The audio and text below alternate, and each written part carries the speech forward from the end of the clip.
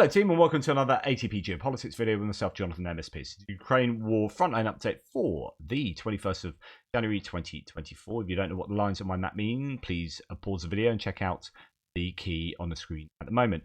Just before we start, in the northeastern area of the map, and as you see quite a number of pins there today, reflecting quite a bit of activity taking place. I had a message from Greg Terry saying that it looks like 10 grand was raised as a result of the live yesterday. That is insanely impressive. Thank you so very much. You are all wonderful. Really tremendous if that is indeed the case. Just incredible. And thank you to JR for prompting that to happen. Anyway, I'll let you know as more information comes out about that. So yeah, we're going to look up in this area by Kupiansk, Avdiivka, and then Krokmalna just down here. So Avdiivka itself is an area that is what I guess going to go, it depends where you're going to take it from, but I guess from the outskirts of Kupiansk, maybe 6 kilometers from Kupiansk. On the other hand, if you look at Krokmalna here, we have from Kupiansk, I don't know, maybe 24, 25 kilometers. In other words, that's probably not the best route to get to Kupiansk. Avdiivka would be more efficient, although they are struggling to push past Avdiivka at the moment. The ISW, Institute for the Study of War, American military think tank, says geolocated imagery published on the 20th indicates that Russian forces captured Krokmalna. And Russian mill bloggers earlier claimed that Ukrainian forces withdrew from positions near the settlement. Geolocated footage published on the 20th indicates that Russian forces marginally advanced east of Ivanivka. Additional geolocated footage published on January the 18th indicates that Russian forces marginally advanced just east of Zolotarivka as well, which is actually nearer to Crimea. So we'll keep it to this area at the moment, but there could also be some advances around the Ivanivka Yehidna area just up here. But yeah, as far as Krokmalna is concerned, there's a little bit of argument from amongst the mappers here. I guess, you know, everyone agrees that Krokmalna has been liberated. That's wrong. Has been captured. That's completely wrong way around. Has been captured by the Russians. It was initially liberated by the Ukrainians back some time ago, so it has swapped hands previously. The deep state map indicates that the Russians have control over quite a bit more land further to the north, but the other mappers aren't in agreement with that. And there's a little bit of rejigging going on to the south of that area of land that the Russians took as a correct maps. No reports says, and that's the where Krokmalna is on the map, on their map. Russian forces claim that they have captured the settlement of Krokmalna in the Kharkiv region. The settlement was considered under Ukrainian control previously, and there you go. That's what's been used to do the geolocation. Emil Castelhaimi here says, with a little bit of analysis, that Russian operations in the Kupiansk direction have continued with varying intensity for months. Russian gains have been very limited, but this evening the Russians announced that they have taken a village of Krokmalna. Ukrainians have also reported continuous Russian attacks in the Avdiivka area. Despite Russian efforts, they haven't been able to punch through Avdiivka, which would be the shortest route to Kupiansk. There's also no indication of Russians continuing. Sorry, that's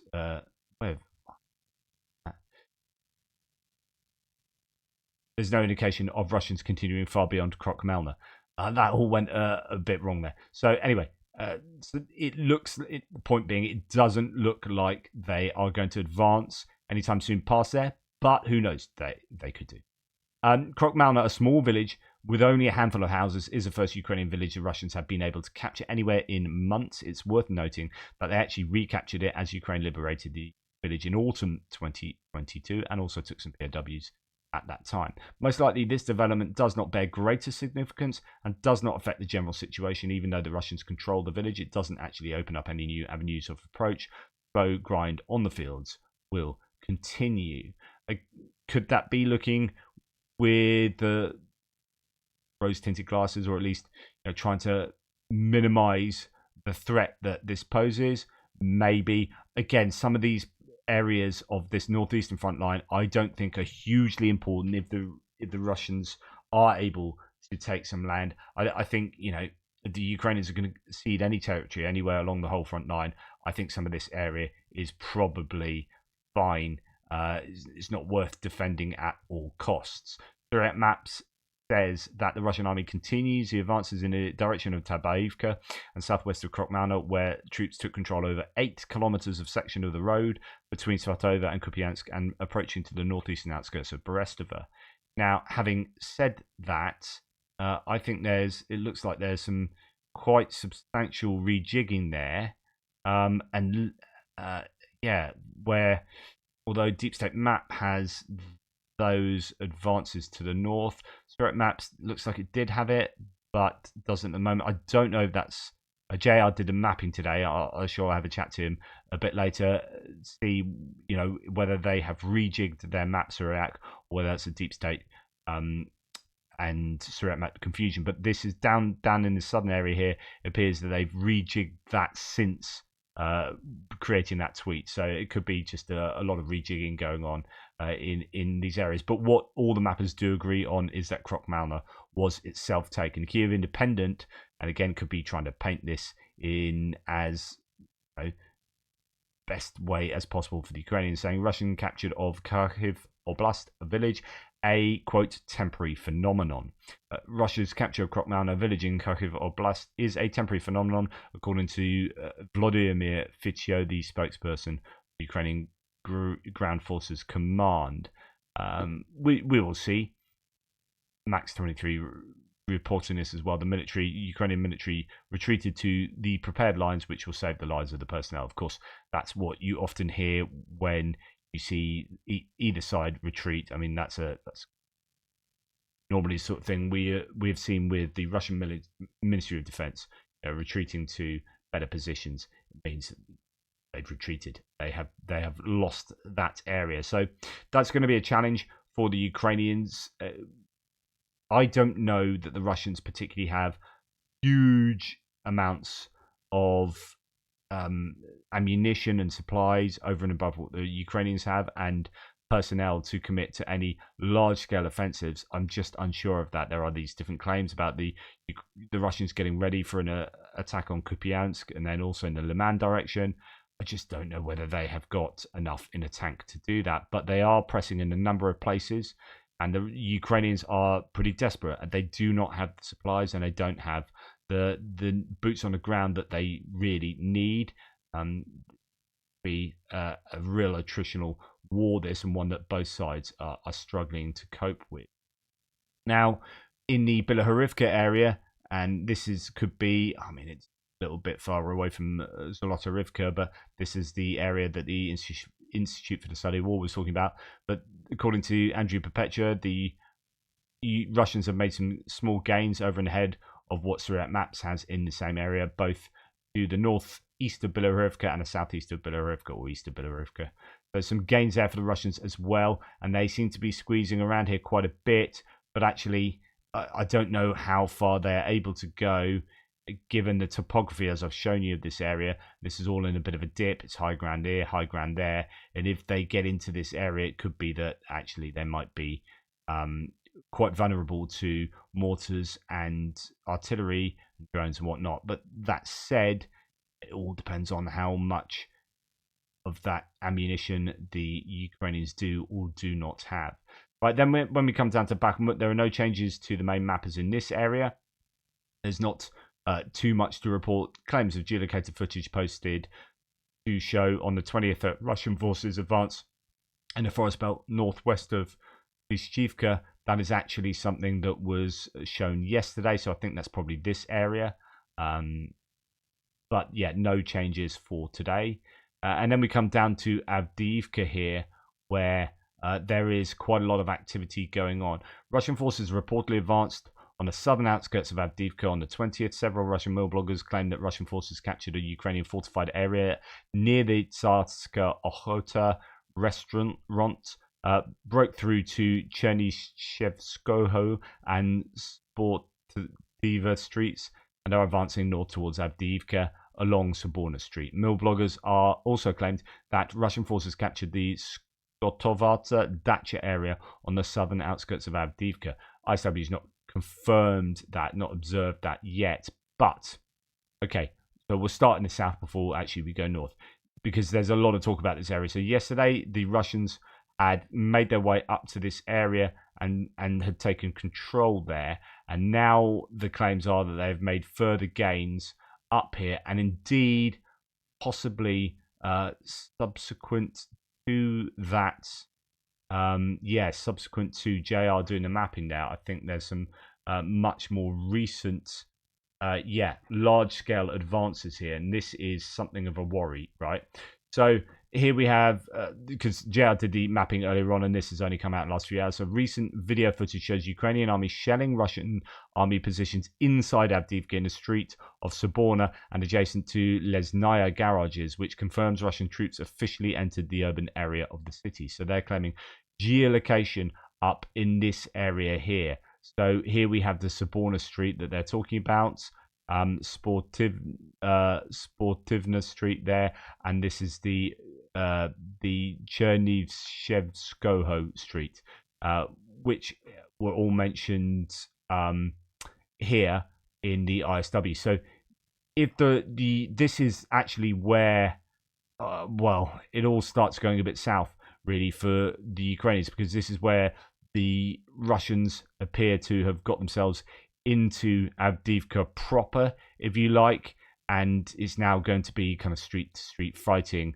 This is not good news for the Ukrainians. It seems that the Russians haven't bothered going through this more difficult forest area where there are quite a few fortifications, and it would be tough for them. They've just gone up the road and sort of broken through, and the Ukrainians have had to retreat.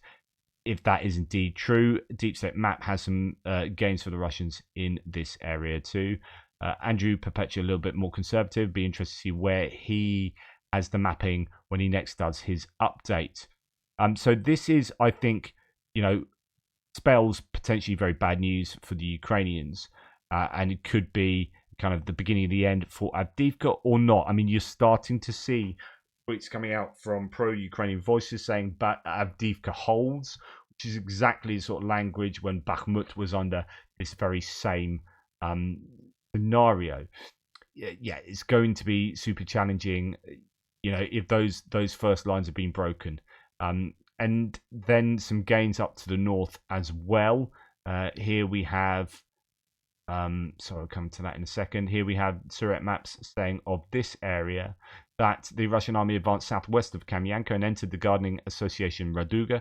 As a result, the Ukrainian army withdrew towards the landfill of Avdiivka Quarry and summer cottage Starty Verba, where an important trench system is located adjacent to the area of the H20 road. So that's to say that up here we've got these advances, and the Ukrainians are coming back around the side of this quarry area that is shown as a lake there. So that could be challenging for the Ukrainians. Deep State Map appears to confirm those claims from Surat maps. So again, really challenging as they're getting closer and closer to the main buildings of Avdiivka. This could be,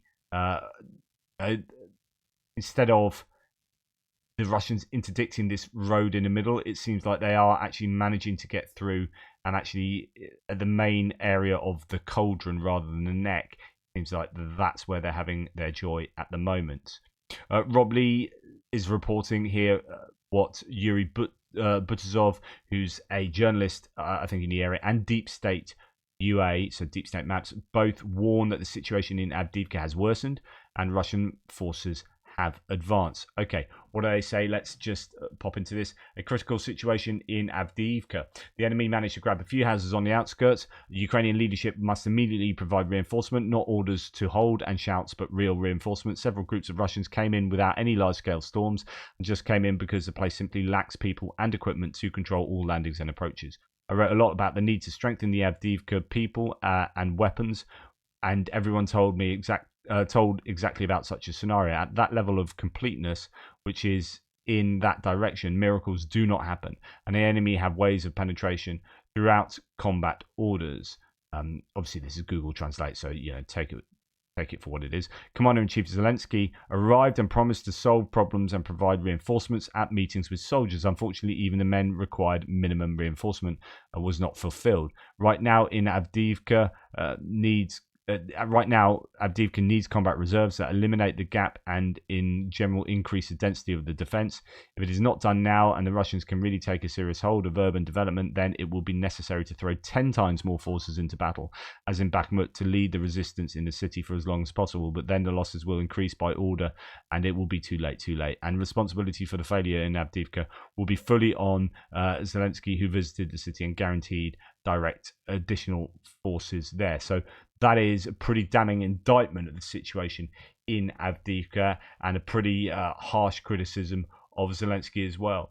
And there is something to say about if they have lost it here, then it will be more expensive for the Ukrainians to take that land back if that's something they're really intent on doing. To push the Russians out of this area here is going to be much more difficult than stopping them getting into it in the first place. And the argument will be, or the argument is there, that there should have been reinforcements to stop the break of the line. So I don't know. It could be that Avdiivka is on a knife edge at the moment. We said for a long time it could happen, but my thoughts were it was going to happen around this road area and through the coke plant, but then actually the realization was that was very difficult to assault, and doing it from the south was just flat land and very difficult to move armored vehicles en masse through there because they're just filling ducts. Actually, they've ended up breaking through the main lines around the city, but the reports are lack of ammunition, and it just makes you wonder if 4 months ago, it is a blame game, isn't it? But 4 months ago, $61 billion had got to Ukraine. I wonder where that would have left them. When you think of all those millions of D. Pickham shells in stockpiles across the pond, you wonder if that would have really helped, or would this have always have happened? I don't know. Right, moving on further to the south, you can see there are some gains according to deep state maps in this area from Mariinka towards Avdiivka. I don't know if that's particularly significant, just seems to be an alignment between the mappers there, but not too much to report elsewise from there. If we come down in the ISW, we get down to geolocated footage, shows limited Russian gains southeast of Uruzhany. So we're now coming down past Novomykhailivka. Doesn't seem to be anything being reported of from there. There's a lot of activity around there over the last few weeks. And we come down to Velika Novosilka, where there's not been a lot of activity. And now there's a few claims concerning Uruzhany. So here we have, and I probably need to speak to JI here, because we have some gains for Suryat maps here for Uruzhany area. And that fits in line with what the ISW is itself saying. But then again, Suryat Maps has come out just recently and said that the Ukrainian army, actually I know exactly what's going on here, I don't need to speak to you, but the Ukrainian army retook the positions taken by the Russian troops yesterday southeast of Uruzhany. So this is telling us that, as Suryat Maps said yesterday, the Russian troops took this area, and then now they are saying actually the Ukrainians have taken it back. That could well be what happened, or sometimes it's the case that Suryat Maps particularly is quite over enthusiastic about Russian gains and oversells what's happened, and then there's evidence to suggest they hadn't got that far and has to walk it back. So it's either a walk back or it's a Ukrainian counter attack in that particular area. So some activity around the Velika Novosilka salient. No changes to Robotina or Robotina, as according to the ISW and the sources. And then really we get on to Krynky, which we know is pretty challenging. We've done a lot of talking about Krynky, challenging for the Ukrainians there, but supposedly also challenging for the Russians, who are being fixed and attrited at pretty horrible rates. But that'll be the same for both sides, of course. And now that has happened. Thanks, internet. Oh, there we go. Right. So what we're going to do is go to the ISW just to talk about this last area. Ukrainian forces maintain positions on the east bank of Kherson Oblast as of January the 20th, but there were no changes to the front line in this area. The Ukrainian General Staff reported that Ukrainian forces repelled 10 Russian assaults on the left bank. Russian military claim that weather is constraining operations on the left bank, although Kherson Oblast occupation head Saldo claimed that Ukrainian forces recently resumed attempts to cross the Dnipro River after icy conditions on the river thawed. So interesting that they could be having a little bit more joy in terms of, sorry, it has crashed a little bit, in terms of getting across the river for logistics.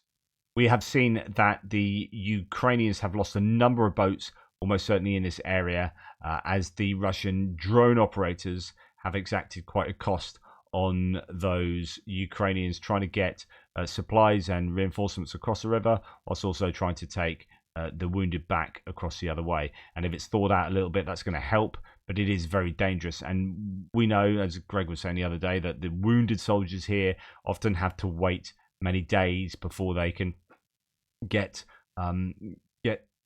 taken back to the other side of the river and to get proper medical aid. And of course, that's not going to help their survivability chances. It's just the nature of the beast, how difficult it is to get things to and from Krynky. It's a really challenging part of the front line, but as I keep saying, the understanding would be it's really challenging for the Ukrainians, but it's been even worse for the Russians. The question is, do the Russians have more to draw from? Are they in a position still where they don't mind losing that amount because it's costing the Ukrainians? Like, who does it favour? Whose calculation is correct? The Ukrainians' calculation or the Russians' calculation in that area? And who's telling the truth about what's going on? That's of course what we always want to know. Right, so that's a situation on the front line, pretty challenging for the Ukrainians in a number of different positions. Avdiivka is a worry.